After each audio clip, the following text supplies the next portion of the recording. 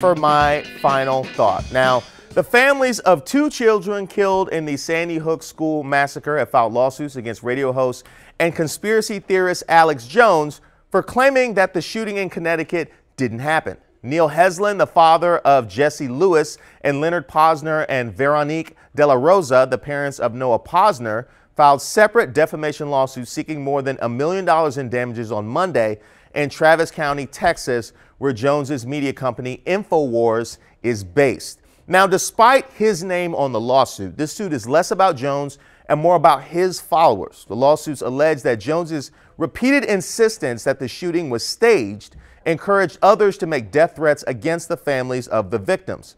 Now, I'm no legal scholar, but all it takes is a quick Google search and the proof is there in the form of Jones's own words. Now, this suit is significant because while allegations of fake news are being thrown around like, well, fake news, there's been little to no accountability for the ramifications of spreading it. Now, I do want a sidebar here. Now, I've enjoyed some of Angry Chris Farley's work from a comedic perspective. But what kind of person accuses parents who lost their children and children who survived mass shootings of being crisis actors? When Alex Jones was trying to win his own child custody battle, his lawyer said that Jones was playing a character. Jones's lawyer said, quote, he is a performance artist. This is the same guy who made Pizzagate popular and urged his listeners to, quote, go investigate it for yourself, then had to reverse course when one of his listeners showed up to Comet Pizza with an assault rifle. If indeed he's playing a character, it's time for the broke season. We can't legislate out deranged or crazy from society. But what kind of media gives somebody a pulpit that inflames that in others?